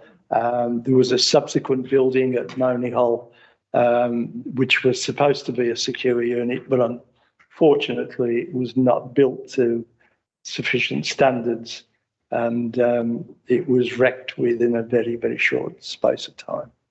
But the one thing that really does concern me is the lack of placements, particularly for young people. It would be bad enough for an adult to be taken to some of the places that you've identified. For a young person, they need their family support, and for them to be dragooned to places such as Middlesbrough. And anybody who read the Times on Sunday will have seen a columnist talking about the problems of actually getting to Middlesbrough by train. It's an impossibility virtually. So family support is essential. And I think it is the frustration, and I've no doubt that you feel it as well, about the lack of placements within the West Midlands. And I wonder whether, and I noted that one of the organisations that you identified was a private organisation that provides placements. But I think that there is a real issue, and obviously you haven't got the ability to bring the NHS providers together within the West Midlands to provide suitable placements. I have a thing about a placement down in Northampton where, and I recall there was a fair amount of press coverage a couple of years ago where a young girl was in a placement there. Her father had to get on his hands and knees to speak to her through the grill. Now that to me is just totally and utterly unsuitable. It's inhuman. It wasn't a Birmingham placement or Birmingham resident, but it was within the West Midlands who was shipped down there. So I think that there is an issue that, and I don't know how we do it, Chairman, that we need collectively to get together and put pressure so that there are suitable placements within the West Midlands conurbation, particularly for young people who require secure treatment. I totally agree with you, totally believe in there. Sorry, Chair. John or Joan? I was just going to say that I totally agree with you. I think place-based care is the most important element within recovery as well. I think Councillor Pritchard, you mentioned beds and the lack of, and you mentioned has this changed? Well, it's certainly changed considerably over the last few years. But I think the acuity of people's presentation and how unwell they are at the stage that they get to requiring our attention is also significantly worse, and that's certainly the same with younger adults, younger children as well. That they are significantly unwell at the stage that they get to see us, and you've kind of lost that opportunity to look at alternatives. And I think that's just the state of the lack of support prior to getting to that stage within the community at the moment, and the community services themselves. You know, the fact that they're not able to support at an earlier phase is really impacting and requiring younger people to require hospital admission, whereas in the past that would have been virtually unheard of. It would have been an event if we had to assess somebody under the mental health at the age of 11 or 5, I think was the youngest one we had in the last few years that I can recall. I mean, it's, you know, really, really difficult to consider detaining somebody of 5 years of age, but that is actually happening. But it's you know, it's the young person, it's the family, but it's also the impact on services as well when we have to move these young people out of area. So it's quite an issue. To note also, Councillor Tilsley, I think the issue would have, we could build 100 beds in the West Midlands and it would just be full tomorrow. Nationally, it's a national bed management system. So NHS England will then decide when you ring them up and say, we need a bed for Mr. Williams, they'll say that we've got one here for you. If we've got one locally, great. But I could be coming from Middlesbrough to that bed in the West Midlands. And that's the issue with this, that it's not a locally controlled system. From a bed management point of view, it's a national system. So, and this is where we've got people, and you could almost swap individuals about when you actually start seeing where they are. So you'll have people from Birmingham in Portsmouth, people from Portsmouth in Birmingham. And that's the issue with some of how a national system works, that they don't look at that geographical, they'll see where you've got the closest bed, and that's what they use. And in some of these cases, it's where they've got a bed. We had over Christmas where there was a shortage of beds. We were waiting 48 hours before we'd get a named bed somewhere. And until you've got that name placed, the AMP can't finish their job. They can't finish the paperwork to then convey someone to that place. So I say, Joe's already mentioned it, it's a national issue. Some of it's done nationally, some of it's local. A lot of it's about our partnership working as well. the Cinderella service of the NHS. Thank you. Questions, Councillor Pocock? Yes, thanks, Chair. 3 questions as a supplementary following your comments, John. First of all, let's just understand a bit more about the assessment process. You've got 2 GPs making their own, or taking their own view, and then the professional takes the final decision, if I'm right. Do they do that on their own in a cupboard, as it were, or are there colleagues where they can just kind of run it by them? It sounds to me, on the face of it, it's a very lonely decision to make on your own. So I'd just like to know a bit more about that. As a supplementary to that, John has mentioned about the care bed provision. I'd like to know a bit more about how this works. We determine someone should be detained. Does this then, we don't actually make the placement as to where they're detained. It then goes into a pool, a national pot, and then some national body decides where the person goes. That was how I heard John's comment. So could you clarify that one? On the data we got, 4,000 assessments on average a year. How many of those result in a detention? What proportion does what portion then get detained as a result of that? Finally, and I guess this is a crucial question, and John kind of alluded to it. There will be cases where we determine a detention isn't appropriate, but it turns out that a crime is committed of various scales that in retrospect we would have prevented had we decided to detain. I'll call that a missed detention, let's call it that. So out of the 4,000, do we keep data where we, in retrospect, determine that we omitted to, I'm avoiding the word fail, omitted to make a detention when, in hindsight, a detention would have been more appropriate? So do we have that crucial data? I think there's probably 4 questions there, Chair. If I take the last point first, and I'll answer it to you, and then I'll hand over to Joanne. So if we look at where we've had an individual who is being assessed, not detained, and then goes out and commits a serious assault or murder, shall we say, then what will happen is there'll be a case review, a partner case review that is independently done, where we can then take learning from. So a number of these happen across the country. And you get specialist consultants in that look at what the near misses were. What could have been done to prevent that? The other part that plays out within that will potentially be the coroner's court as well. So the coroner may look at someone's passing and then look at what the variables are. And we've had a number of them in Birmingham over the years, and they're reported, where we're able to then see where we could have then changed, where we could have done something different, or where we could have then prevented a future death. And that's what it's captured under preventing future death. So section 28.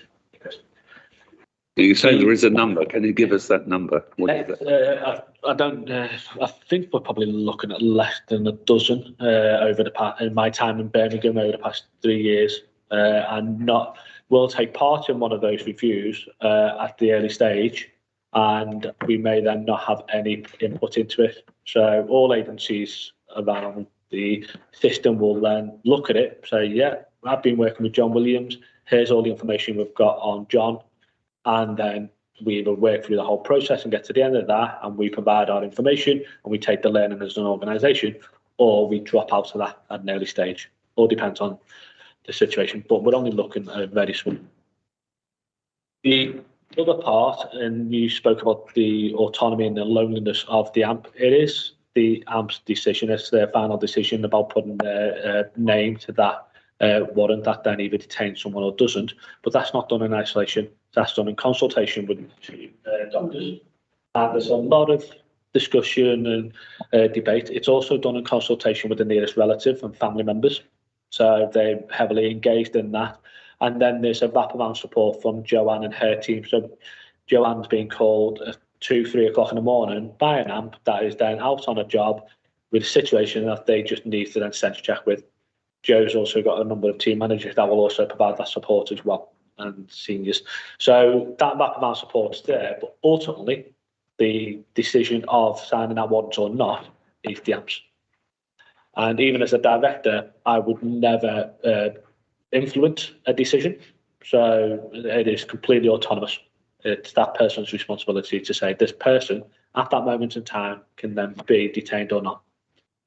And it may be that that individual is presenting in a way that actually they're not presenting a risk. And we see people that are able to change their presentation. So, and this is where the advanced training and the significant training and support comes in for our AMPs. So I hope that answers to your questions, Councillor Poker. Would you like to add on to? Yeah, may I just talk you through the bed management process? So the Mental Health Act requires the doctor to be responsible for identifying the bed. That's a function that they delegate in Birmingham, at least, to bed managers. So at the Place of Safety, which is based at the Ollie Astor Hospital over at the QE, they have a number of bed managers. They have done, ever since I've been an AMP, had a bed management function, and they are responsible for determining who should be brought into hospital. They obviously have a high percentage of patients who come in voluntarily, as well as those who are subject to medical recommendations and are actually waiting for detention under the Act as well. And it's up to them to make a decision based on risk. We have a daily call with them every day. My staff join that call, and we'll have a group discussion. We might discuss 20 patients each day to decide who should come into hospital and who shouldn't. And obviously the same discussions go on within the evenings as well. We do lots of joint visits. Home treatment teams are always required to come out to our Mental Health Act assessment visits, and we would also go out with at least one doctor as well. So it's not just the AMP there, they are with other professionals, and there's a legal duty to consult with that person's nearest relative as defined under the Mental Health Act as well. So we really do try and have a look and do as much consultation as possible. In terms of bed management decision making for adults, as I say, it is the bed managers, and it is ultimately for them to decide. We don't always agree with that decision making. We do have legal powers under the Act to require a bed within 4 hours. That's under Section 140 of the Act. We have a 140 policy in Birmingham, which has been widely shared actually throughout the AMP network since we set that with our chief medical director back in 2020. We initiated that policy. So we do have options. It has to go to quite a senior level within the trust in order to make those beds available. But if we want a bed and we need a bed now, then we can generally initiate that, and our time frame is around about 4 hours for that. But I would say the average wait for a bed, probably a couple of days at the moment. It does vary. And then the last question you said was how many result in detention. I would say detention is too many. We do keep records. I haven't got them to hand to tell you exactly how many out of those people that we've detained are actually we've assessed that have actually been brought into hospital. But I'd probably say it was around sort of 75 to 80% of those people. I do occasionally, we've had like a really busy weekend, I'll look at each assessment. The last time being April, we had a bit of an issue, we had a 4-day bank holiday, and I looked at every assessment. I think we've done 36 assessments over that period, and half of those didn't result in a detention. So it just very much depends on the time and the circumstances as well. And also in Birmingham, we have a disproportionate amount of Section 136s. So those are police powers where they bring people off the streets to the place of safety, and we have 24 hours in which to assess them.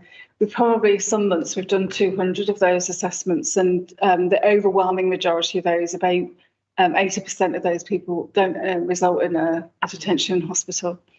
So just be clear then. So out of the 4,000 in a year, you would expect about 2/3, did you say, to result in a detention? In a detention, yeah. But when you break down those figures, when you look at it in terms of what their route was into services, it will differ greatly. So a high proportion of those that come in via the police won't result in detention, for instance. But as I say, it's difficult to sort of predict and sort of tell you exactly how many that will be and how many of those people have been assessed more than once as well out of that 4,000. So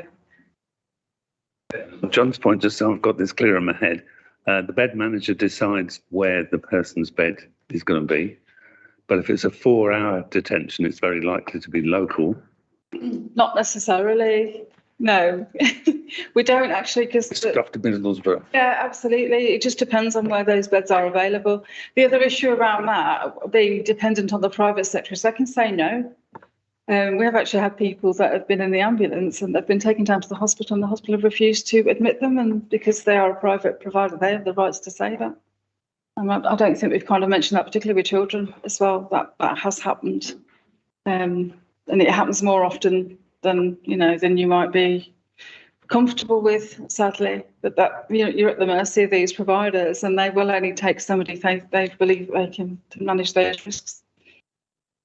Just to finish the comment, we picked up the out of area beds in a number of our presentations recently. It seems to me there's a pattern here that could do with a light shining on it. This is a national position, as you say. I know that we link into national bodies, so I wonder maybe in the year ahead in our next work programme we might want to connect with a national debate about all of this, because we're a big city, we've got an influence on this, and particularly like with exempt accommodation, we drew attention to a national problem. I think this might be an opportunity for our committee to step into that national debate and try to highlight the problems that are occurring. I think that's perfectly right, Councillor Pocock. So that's something we need to look forward at in the work programme. It interests me your comment about, I was aware that a lot of the places were going to be outside Birmingham. I was aware of the private sector's involvement. I wasn't aware of the comment that you made about people being actually taken to hospital and then refuse admission. I just wonder if you could give us any, not obviously now, but possibly send it through to the scrutiny team in terms of how frequently that actually happens. Because from my way of thinking, I was surprised that it happened at all. Yeah, so it possibly be useful to get some information in terms of how frequently that actually does occur. Councillor Hartley. Yes, I suppose because of the surprisingly low number of meeting days for assessments to be completed, I'm getting the impression that most of the people in need in crisis that you deal with have been assessed before, or have got a record of mental health issues. How many of the assessments concern someone who's just, emerged, if you like, brought this to everyone's attention as a health issue? They're completely new to you because there'll be no mental health record, presumably, and possibly no family who could fill you in and supplement the information. It's very difficult to answer that in terms of qualitative data, because people transient that might come through. You've got people that have no legal right to stay, no recourse to public funds that come through, require Mental Health Act assessments, etc. You get people that travel into Birmingham on a Saturday night, they have a drink and then they're picked up by the police on a Section 136 and brought into custody and come to our attention for a Mental Health Act assessment, and that they've no previous history. It might just be the presentation, maybe because of influence of drink or drugs, and they haven't got a mental illness at all. So it's really difficult to say. I would say during the pandemic there was a significant rise in new presentations or first-time presentations for us, and that's kind of continued, but I can't really sort of quantify that in terms of numbers, because we don't really sort of hold that data in terms of that. So looking at December 2019, where the median days has gone to 4.5. I just wonder what might have happened there. Yeah, so any number of factors could have taken place on that particular day. When I looked at this with my colleague, when he was pulling the data together for me, he did mention there was a couple of anomalies. That might just be a recording issue. So maybe that the AMP didn't complete their paperwork quickly enough, or didn't put the time frame down. So I wouldn't sort of read too much into that. I think it's more of a recording issue rather than. It wouldn't generally take that long to assess and do their mental health at the start with the smoke film.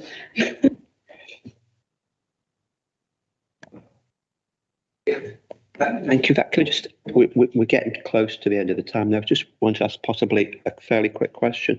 I know you mentioned earlier as response to Councillor Pritchard that people that apply for the ADS AMPS role, they volunteer to take that role on.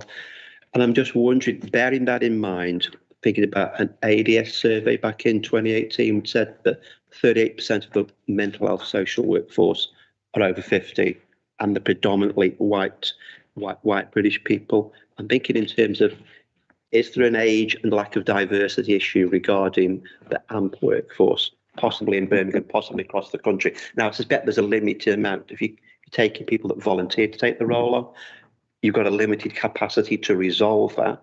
And I'm just wondering how much of an issue that actually is in terms of dealing with possibly people from the deaf community, people from the LGBT community, and younger people in general. Or is it an issue for the actual workers and the person that's been, the service user that's actually been worked for? There's some work that our HR colleagues are looking at the moment around our workforce planning. So Amwyn Williams has started to work with heads of service to understand what our ageing profile is, and also around the quality and diversity of our workforce. So that's probably a piece of work we can bring back to a future scrutiny committee, Councillor Brown. That helps. Yeah, thank you very much. You referenced, Chair, you referenced the 2018 report. Reports are done on an annual basis. So with the AMP Leads network that I'm part of, there's an annual report which we contribute into. So we have very accurate data in terms of the ethnicity of our AMPs, the age group. We had a recent report, I think it was November last year, that was published. They will give you the expectation. I can always forward that to you. If you could do, then we can make sure that's passed around to all the members of the committee. Okay, thank you. Has any other member got a quick question to ask? No. Okay. Thank you, John and John, for your presentation. It was really beneficial. Thank you.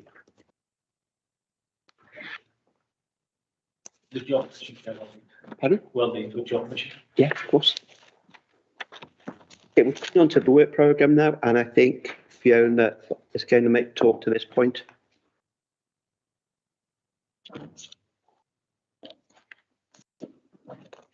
Fiona, Jordan, do you get some comments to make regarding the work programme? Thank you, Chair.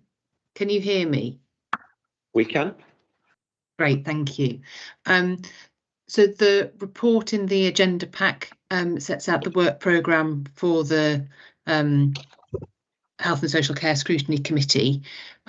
So the next meeting that's planned is in February. There are 2 items on the agenda for that meeting. There has been a request to defer the report on immunisation to the March meeting, but it's not clear at the moment why that request has been made, whether it's a timing issue with the data or whether there's another piece of work that it's aligning to. So we're trying to understand that, and if the committee are happy, we'll agree with the chair what the timescales for that report will be.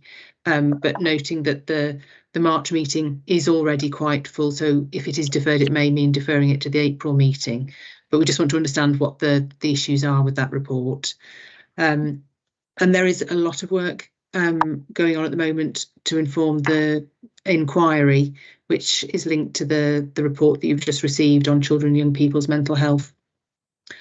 So there's a task and finish group meeting on the 31st of January, meeting with forward-thinking colleagues from Forward Thinking Birmingham and a GP to bring that primary care perspective.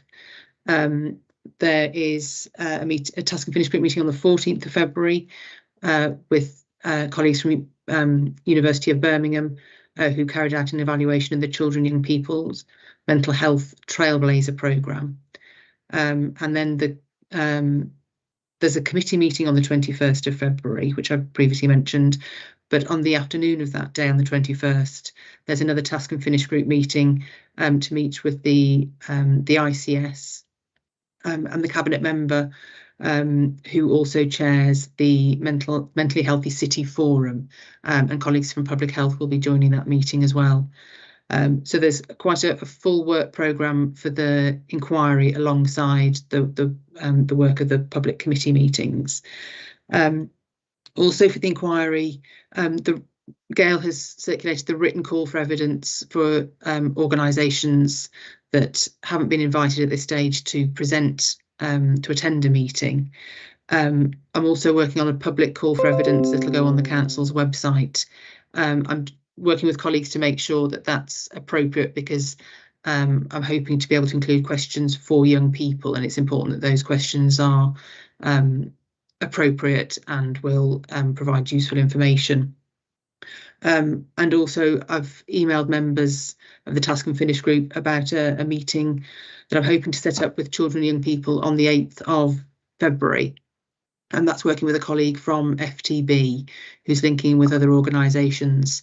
And I think Councillor Pritchard had mentioned linking with Healthwatch, and we are reaching out to them to see if there are young people from Healthwatch as well who may want to join that session. So there's a busy couple of weeks and months coming up with the inquiry, but I think certainly the discussion this afternoon will help inform, or this morning will help inform some of the work with these other organisations as well.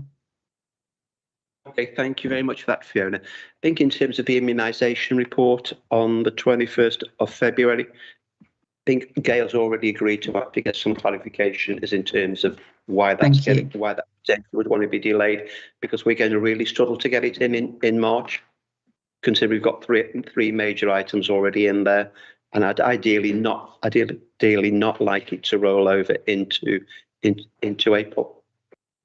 Yeah, so we'll get some clarification. Yeah, so I want to get some clarification in terms of why there's been a request to delay.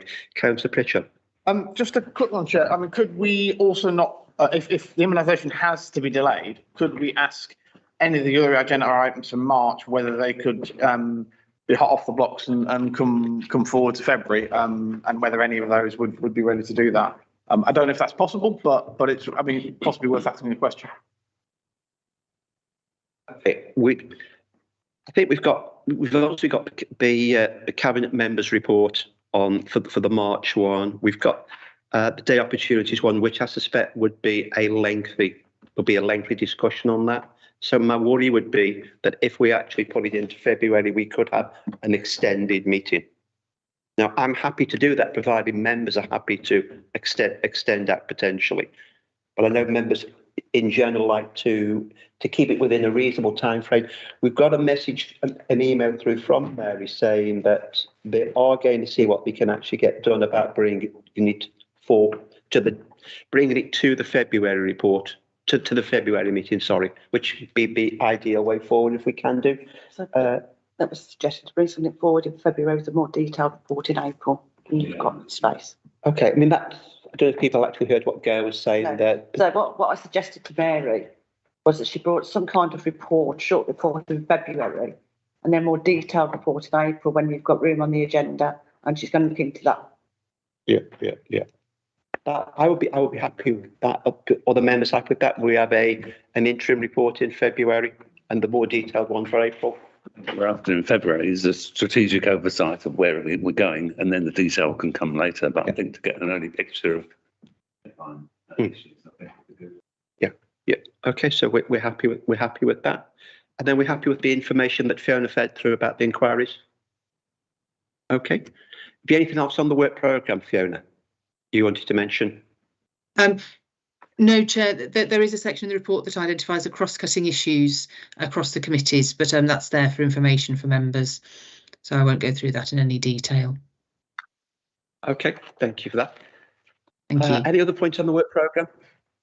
No? Okay, so date and time of the next meeting, it's Tuesday the 21st of February at 10 o'clock. Do we have any other urgent business people want to raise? Do I have the capacity to act with relevant chief officer between meetings? Agreed. Okay, thank you all for attending. I appreciate it.